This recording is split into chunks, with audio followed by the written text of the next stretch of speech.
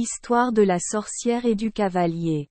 Il était une fois, dans un certain endroit, un conducteur de chevaux engagé. Un jour, il est allé à la plage chercher du poisson, puis l'a chargé à cheval et l'a emmené jusqu'à la montagne.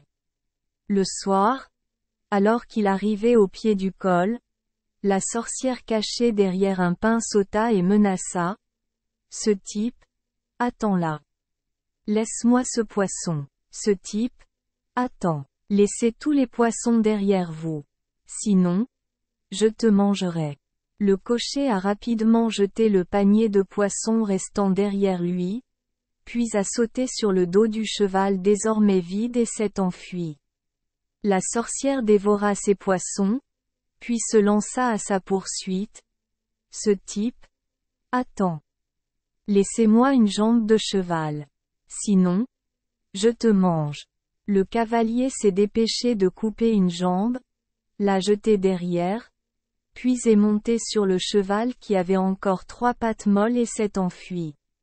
Après que la sorcière ait dévoré la jambe du cheval, elle l'a poursuivi.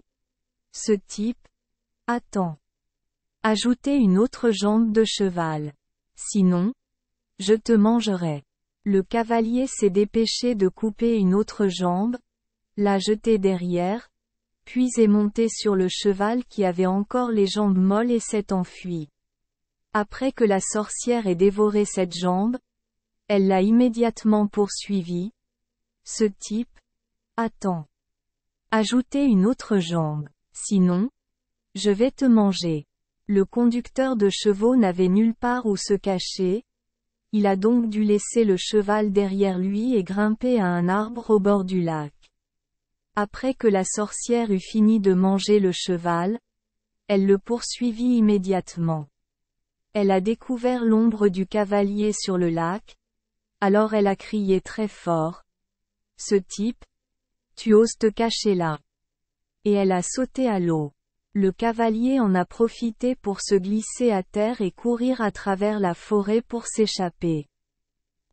Au bout d'un moment, il aperçut une maison. C'est un bon endroit pour se cacher. Il courut rapidement dans la maison, grimpa jusqu'à un coin du plafond et s'accroupit, retenant son souffle et s'y cachant. La sorcière mouillée rampa. « Si froid. Si froid. Aujourd'hui, nous pouvons manger tellement de plats délicieux. Faire cuire une bouteille de vin à boire. » Elle alluma le feu, fit chauffer le vin, puis tourna le dos, se recroquevilla. S'endormit en ronflant. Voyant cela, le cavalier sortit du toit un tube de roseau et l'enfonça dans la bouteille de vin pour aspirer les fuites. Soudain, la sorcière ouvrit les yeux et rugit. « Qui ose boire mon vin ?» Le cavalier répondit doucement. « C'est le dieu du feu.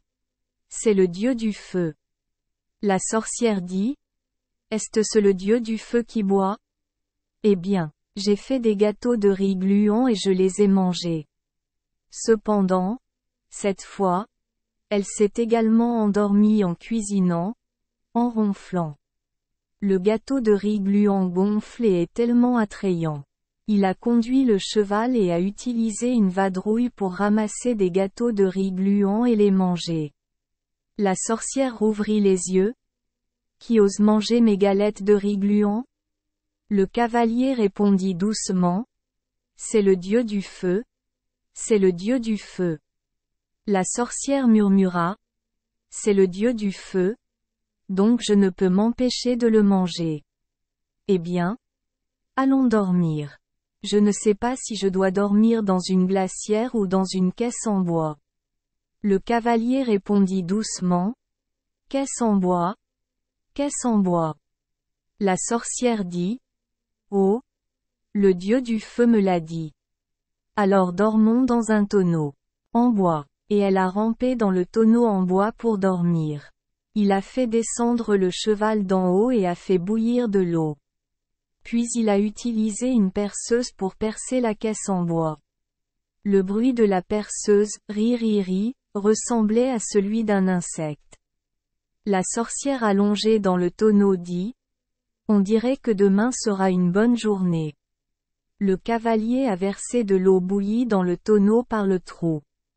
Des rats. Vous salauds? Comment oses-tu uriner sur moi? Le cavalier continuait à faire bouillir de l'eau. La sorcière sursauta à cause de la chaleur. Oh! Chaud! Chaud! Tellement chaud! Aide-moi! Et en criant fort: Tu as mangé mon précieux cheval? Je ne te le pardonnerai certainement pas. Le cocher a continué à verser de l'eau bouillante jusqu'à ce que la sorcière ne supporte plus la chaleur. C'est ce qui s'est passé. Point. Merci les enfants des Esperluette Croisillon 39. Avoir écouté des contes de fées au jour Esperluette Croisillon 39. 8. Espérons que les histoires apporteront aux enfants des moments heureux et significatifs. Si vous aimez notre chaîne, veuillez appuyer sur le bouton S Esperluette Croisillon 39. Abonner, pour ne manquer aucune histoire intéressante. Je vous souhaite une bonne nuit de sommeil et de beaux rêves. Rendez-vous dans la prochaine histoire.